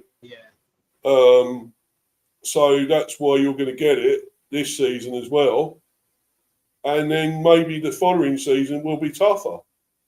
Because, the new managers are settled in, the new players are all settled in, and there are going to be more challenges for you the following season. Absolutely. And that's why, Arteta has to prove that last season's success was no fluke and make sure he gets the best out of us. If he can do that, I'll give him his credit. But if he can't, then I'm sorry, but he will have proved that he's just a flash in the pan. And after the backing he's been given and the money he's been allowed to spend, anything less than a back-to-back title would not be good. Yeah, definitely. I think everyone's been saying, well, Arsenal are going to win it again. So, and I think that is the case. It's pretty obvious, really, that that's going to happen. Unless somehow you see one of these teams coming out of nowhere and really, are really going for it, and somehow, maybe they've a few more players in, and they might somehow be challenging you. So you get a Liverpool or United or something like that, somehow getting a challenge. And, it would be good to see that, actually. Because you don't want a one-horse race there, do you? You don't want it to be, just easy. Just do it like a stroll, a walk, to the actual title again. So I think there's got to be a challenge here somewhere, and we will see. It's not far away now. So getting very excited again, to be honest, for this new season. I had the World Cup, and that was all very well watching that, and that was like early in the morning at times as well, which was really bad. Hated that, but and we all know some dodgy things happened in it as well. One that big Oompa Loompa had a lot to do with, and a certain governor of FIFA as well. Yep. Yeah, that bald-headed arsehole as well. So, and thankfully he'll be going very soon. He's going to be out of a job very, very soon, I hope.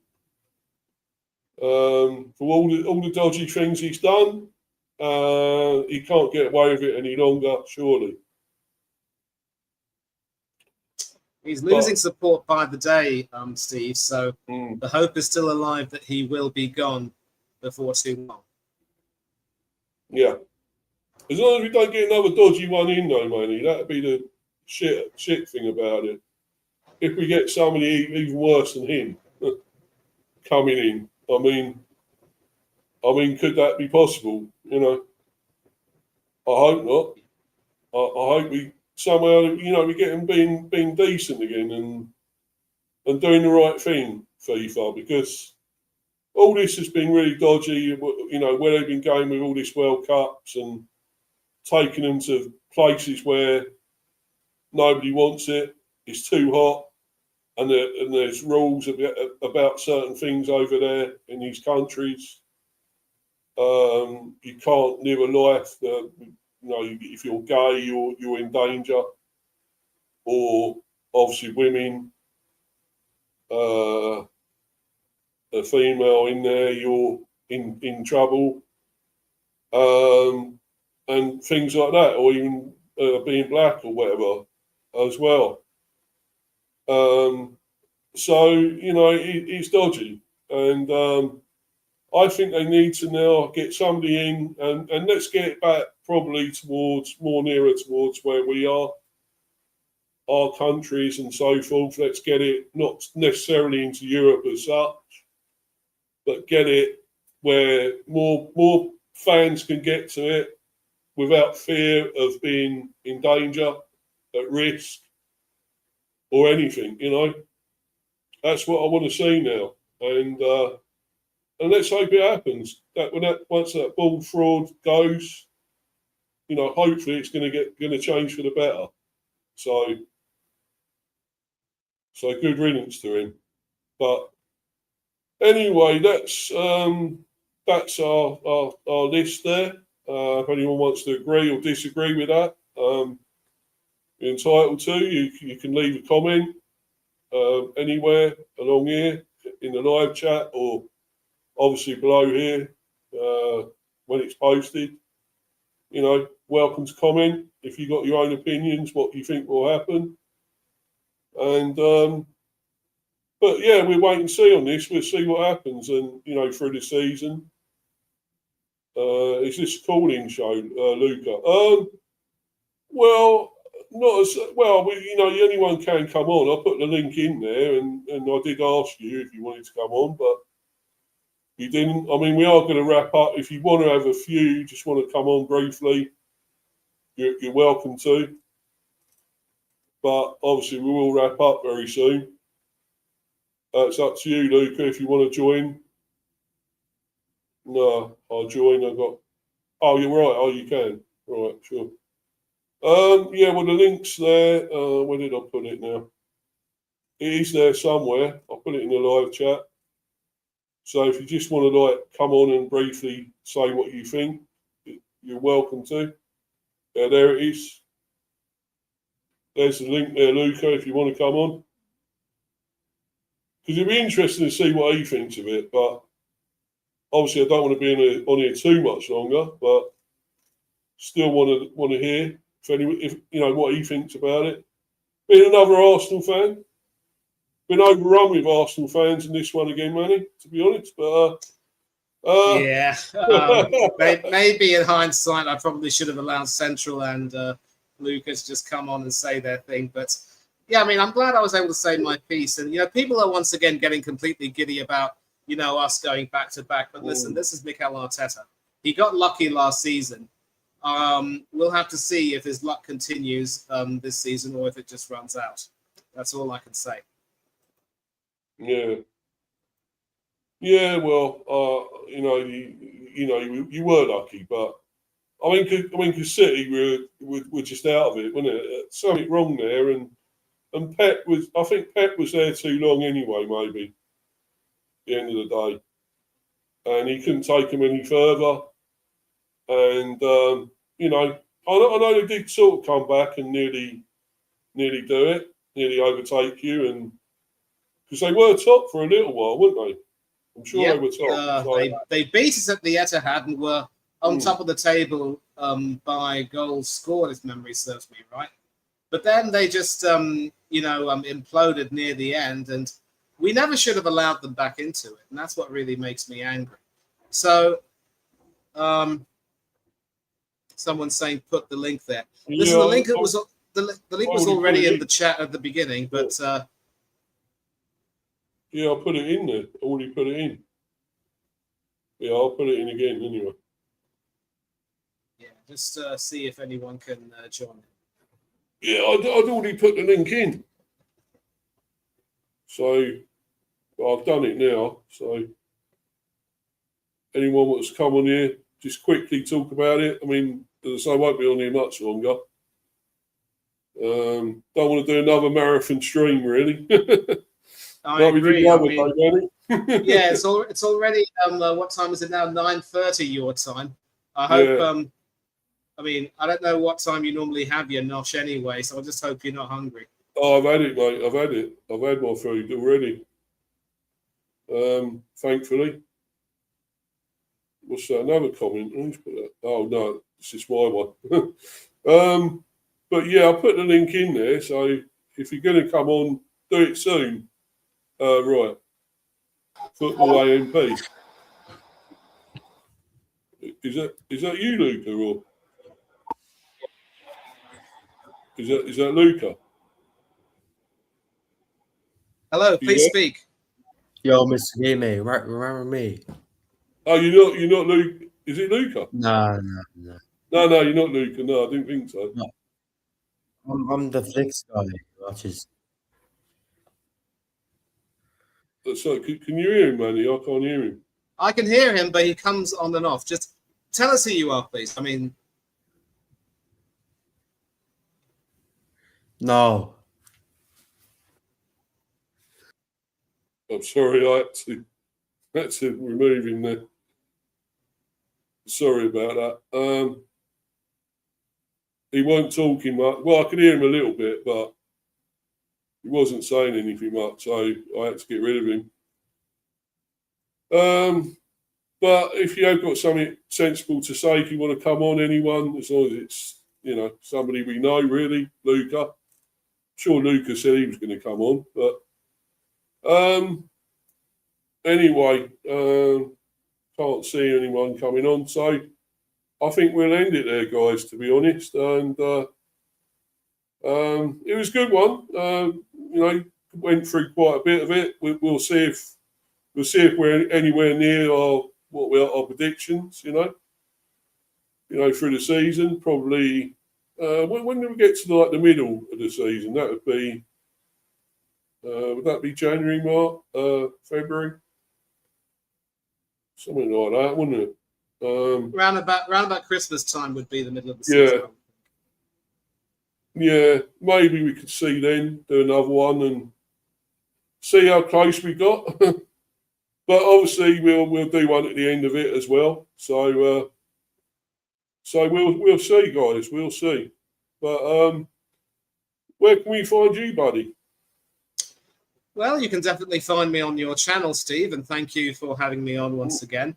I'm only sorry that, I've been sort of engrossed partially with what's been going on at Parkhead. And as I've said in the chat, Celtic are now 3-0 up and heading back to the Champions League main draw. So, Martin O'Neill, I salute you. You've done an excellent job since your return to Parkhead. And LASK trying to get a consolation goal, but the Celtic keeper and former Aston Villa goalkeeper, Sinisalo, saving that well. And so I kind of enjoy these prediction streams because it gives us an opportunity to test our clairvoyance abilities, as it were. Yeah. But every now and then we tend to get something either wrong or badly wrong, and it happens with every prediction. So it kind of is what it is. And Steve will know about a certain prediction which ended up going badly wrong, but one which he will remember very fondly, of course. And as an Arsenal fan, again, as happy as I am with last season's success, I'm not going to go jump on the bandwagon and say we're going back to back and, in Mikel we trust and all that nonsense. No, he's still got a lot to prove, and you're only as good as your next game. And ironically, you're also only as good as your last game. So we'll see how that happens, how things take shape. And we still have injuries to deal with. We still have Arteta's ugly playing style, which runs players into the ground and gets them injured more frequently. We have a huge wage bill, and we still spend outrageous amounts of money on players. Whether or not they prove to be worth the money remains to be seen. Some of them don't. Kai Havertz, Ben White. I'm looking at you. Among a few others. Like Steve, I'm excited for the season to come back after the shambles that was the World Cup. Didn't watch a single minute of it, and proud that I didn't. It's good to see the club football back again. And I'm normally someone who loves international football more than club football. So this is a bit of a change for me, brought about by circumstances. And as I said, you can find me here on Steve's channel. We had a cricket chat yesterday, a football chat tonight, and kind of enjoyed it. Also catch me on other channels, Up the Cherries in all departments. I will be doing a transfer stream tomorrow at about 8 p.m. with them, which should be good fun. And also do the Football Has a Problem series with Craig Beasley, where we should be talking about the FA Cup and the League Cup sometime soon. That should be scheduled for maybe for some time. I don't know when. I haven't heard from him since. And also Hanno Sports Hub, Spurs U Asian TV, and maybe Oris Talks Football might be doing something, I don't know, but I'll be around the YouTube vicinity as frequently as I can. Certainly with an Arsenal fan channel called The Arsenal Voice, we'll be doing the starting 11 streams and the raised standard streams. The Arsenal Voice with Rashid. Catch me there. Social media, catch me on Manny Thangadurai 1981 on Instagram and Threads. It's Manny26031981 on Twitter. The old one was, hacked, but I have a new one that I'm just as opinionated as ever. And nothing much else to say except I hope you've had a good middle of your week, and I hope you enjoy your pre-weekend and then your weekend, and enjoy the start of the upcoming league season. If you're into cricket, enjoy England dominating Pakistan. Until I see you again, as usual, take care of yourselves, be safe, be happy. Do unto others as you have others do unto you, and don't do anything that Steve or I wouldn't do. Until then, from Steve and me to you, I bid you adieu, and I'll see you soon. And I am hungry, so I've got to go and eat. Bye. See you, my friend. Have a good one. Enjoy your evening, Manny. Cheers, mate. Thank you. Good night. Right. Take care.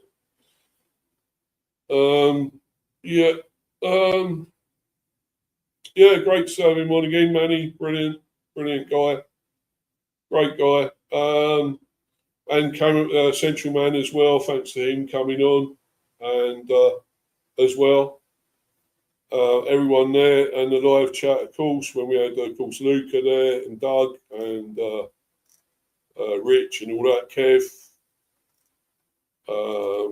and others.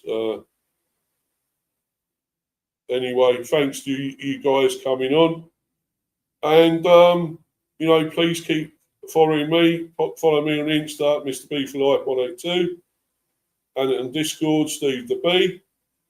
Also, of course, subscribe to this channel, Mr. B Hive Football Chat. Please keep smashing those likes, subbing, liking, sharing, all that, guys, please. And it was another great stream. Enjoyed it, and we'll see what happens with these predictions. As Manny said, we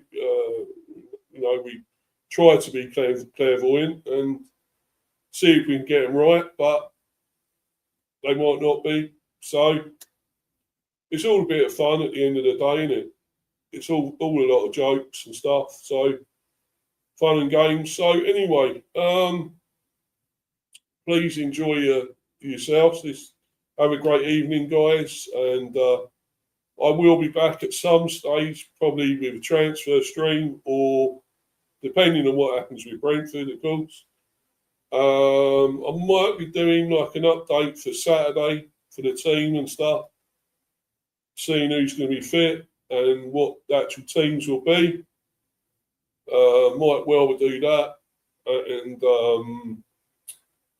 Monday? Obviously, I've got to do the preview for the Birmingham game, Carabao Cup, of course, playing Birmingham, as well as a review for the Spurs game, of course. So, and I'll probably be going on Harry's one, the Spurs fan, of course. We'll be going on his review show, stream. Has Spur TV. That's his channel, of course. And anyway, guys, I'm going to get myself out of here. I'm going to bounce another late one in the end. So I'm going to get myself out of here, guys. And everyone take care. And join me for the next one, guys. I'm still on 245 subs. So let's get that going up, guys. Until the next one, I'm out of here. Cheers, guys. Thanks, everyone. Bye.